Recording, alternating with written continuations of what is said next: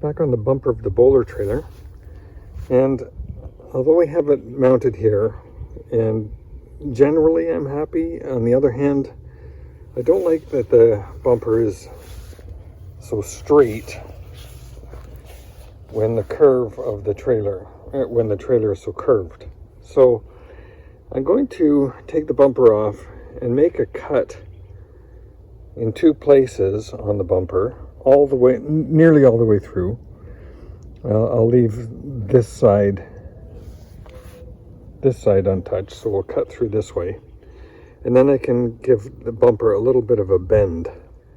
Now that does mean I'll probably need to make some adjustment on these brackets, but we'll deal with that in a little bit. So first, let me take the bumper off and then make those cuts.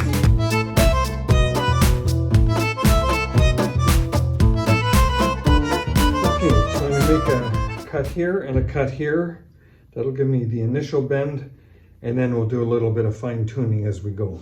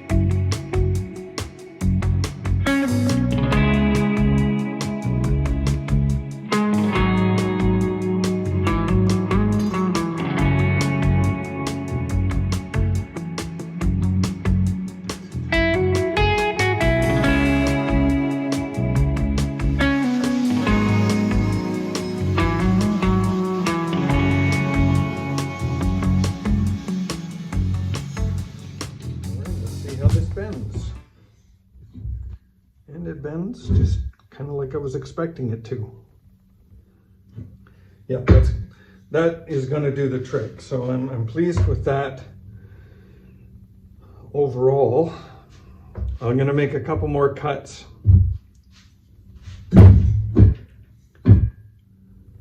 Go another 8 inches on either side of that. Yeah, this is going to work well. Okay.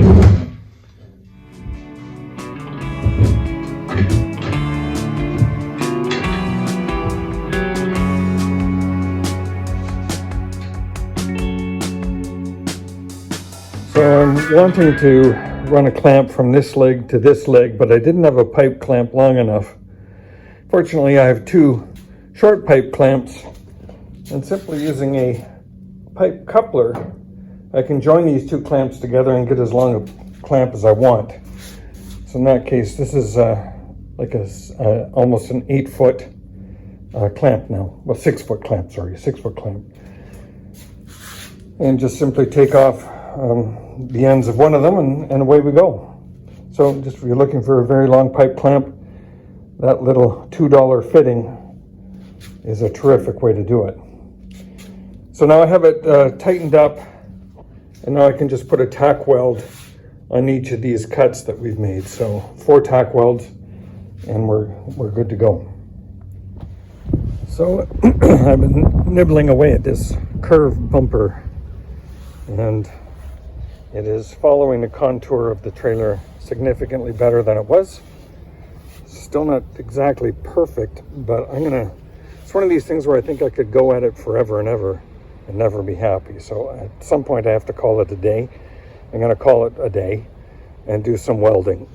What I wound up doing is making cuts every 4 inches all along the length of the bumper there between the brackets, and that gave me the curve that I've got. I'm expecting that as I weld those up, I may get a little bit of shrinkage, and it may contract just a little bit more, giving a little bit deeper curve. So we'll come back and do another fit after everything is welded in place to see what it looks like then. But I'm going to call that done for now.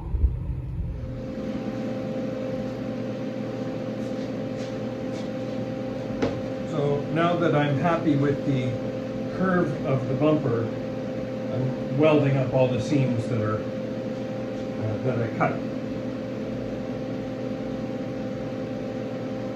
So I'm starting with the face, and I'm going to do the edges.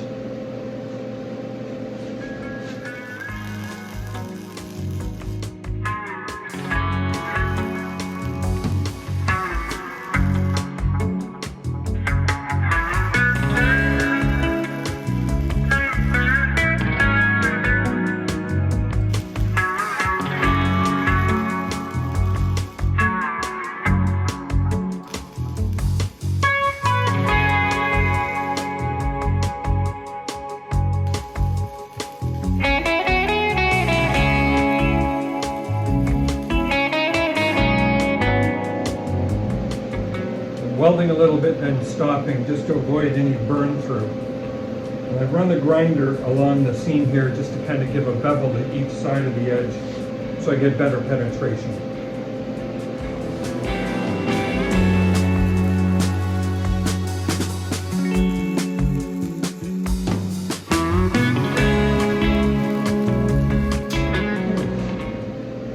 I'll flip it onto its edge, grind off these seams here. Get a raw metal, start welding that up.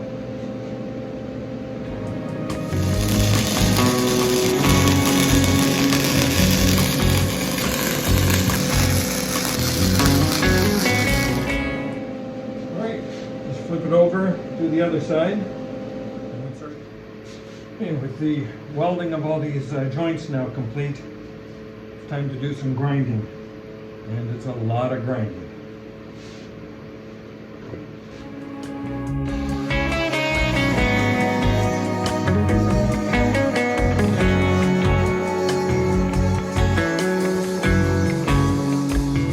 All right, all those cuts are now welded up, and I had speculated that the welding of those joins might shrink the metal a little bit, and indeed it did. So what I had left when I had made the cuts, I had a curve that I thought was maybe a little bit too shallow. But after making all those cuts and all those welds, this seems to have conformed very nicely to the curve of the trailer itself. So not perfect, but then again, the Boler itself isn't perfect. But that is really close. I'm very, very happy with how that turned out. A little bit of a fortuitous, I would say. So next up, I'm going to finish the welding of the brackets. They're just tacked in place now. And then get the spare tire mount. I think that's where this whole thing started, until I decided to put a curve on it. Anyhow, there you are, a lesson in how metal shrinks when you weld it. So here is the spare tire. We want to build a carrier that'll be welded onto the bumper of the Boler. Now with the metal that I have lying around, I have this piece here, which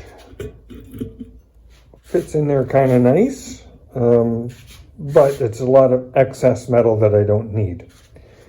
I had initially thought that perhaps I could, maybe cut off this flange and this flange. That's not necessary, and drill holes through here and here to bolt the tire to it. Well, I like that idea.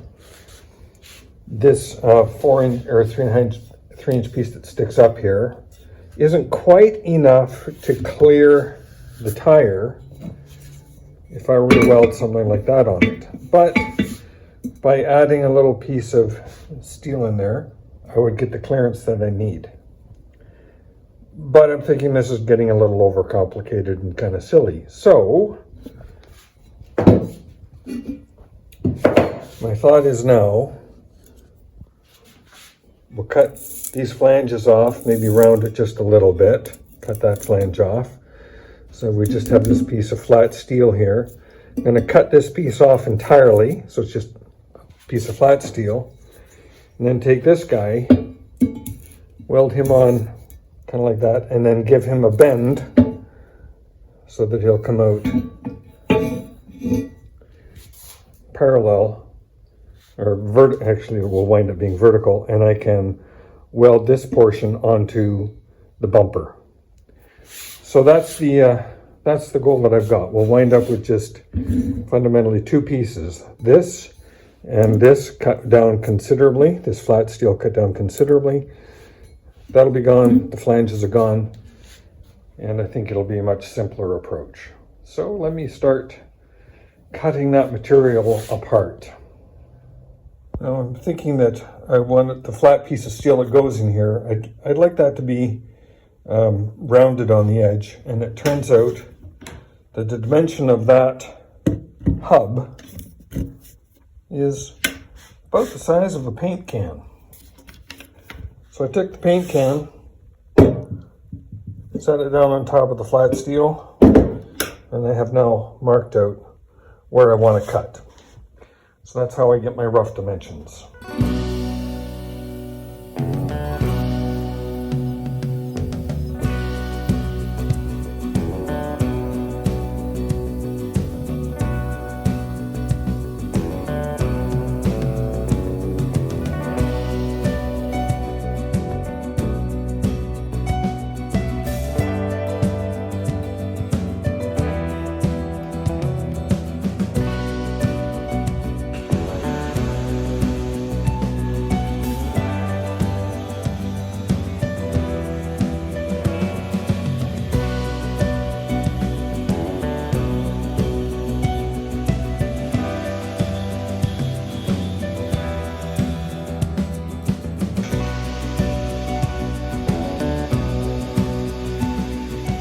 Got a little ahead of myself and cut and bent this piece. Getting this angle was a little bit tricky because what I want, of course, is to have that sitting flush, and this edge and this edge are parallel, or really close to parallel. So to get this angle was a little tricky. What I did is drew a line here, which is parallel to this line, 90 degrees from here to here. And then I went, this being 1.5 inches, I came 1.5 inches, drew a line from that mark to that mark, found the middle of it, and that triangle line through here gave me the middle of that angle, which I then was able to use to draw a line here and another line here, and then I cut that part out. And that's how I got the angle. Gee, I hope that makes sense. Makes sense as I'm thinking it, but as I hear myself talk about it, it doesn't make a lot of sense. Anyway, I hope you figure out what I've done there. Anyway, what I'm going to do now is weld this up.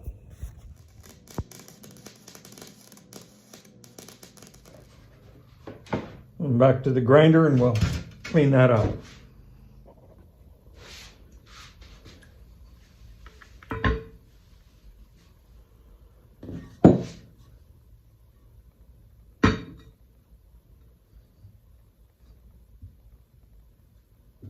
So that's how the pieces are going to sit.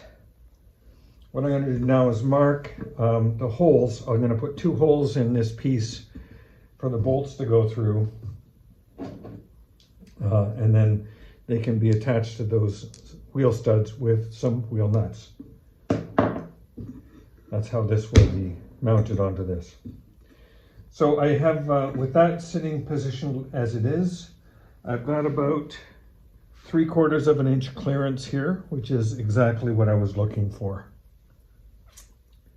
Looking good.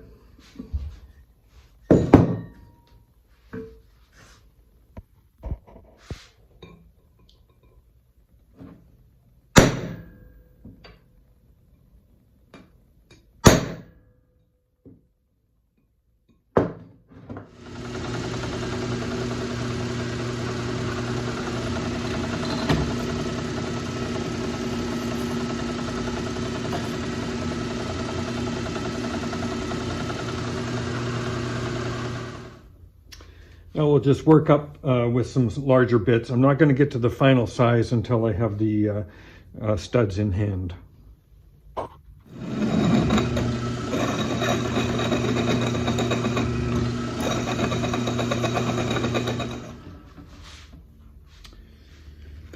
right, there's the two holes drilled partially. I'm going to get them up to size when I have the studs in hand, but that'll give me enough that I could weld this piece on to the bracket that we just created. Alrighty, got the spare tire mount prepared. So I took a piece of my 1.5 inch stock, cut a section out of the bottom here, took that section, made a little triangular piece, welded that on here. So now, when I put it on the bumper, I have a portion coming down the face of the bumper so I can weld there, and I can go across the full width of the bumper to get maximum coverage there. So I'm just going to clamp it on loosely, and we'll square it up and tack it in.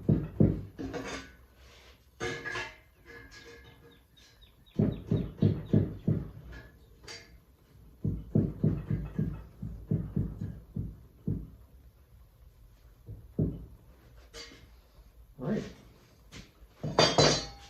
let's just tack that on.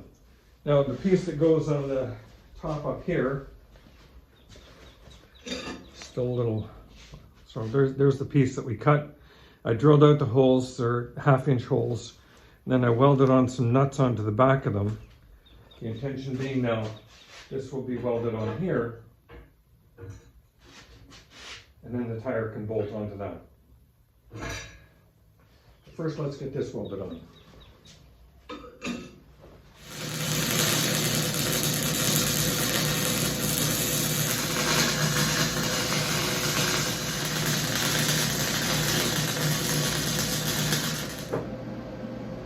That seems to be going well, so I'm just going to finish up that welding. I'll come back when I'm done. And there is the bumper. It's our tire mount here. That turned out okay. So I'm just going to run over all the welds with the flap disc, and then I can give this a lick of paint. So put on some primer and then some black paint on top of it. This is just a stand supporting the bumper so I can see what it looks like. And overall, I'm very happy with how that turned out. So a lick of paint and we'll be on the way. Come mount it back on the trailer. Okay, got a little primer put on the bumper. Just going to put on a little black paint. This is some gloss black.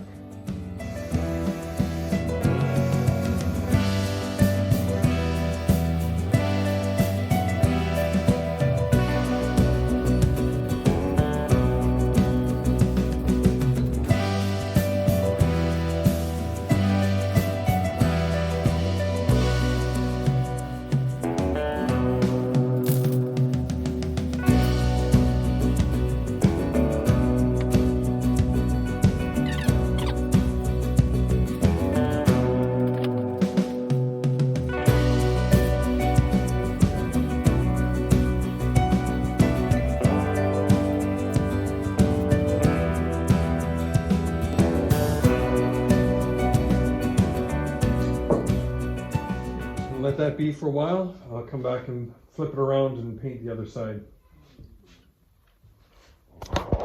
Okay, there's the bumper painted. The paint has dried. So let's go put it on. And there is the bumper now attached. Tire put on. Follows the curve of the trailer very nicely. But I do have a minor issue that I will have to address. That spare tire carrier needs to be bent out or come out a little bit. You can see the tire's not perpendicular to the ground and it leans into the trailer. So I do need to make a minor adjustment, bring that out a little bit and weld it up again. But I will do that at a later date. For now, we're going to call that bumper complete. Move on to the next phase.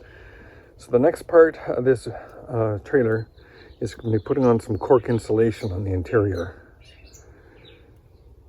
So thank you very much for watching. Please like and subscribe, and I'll see you on the next video.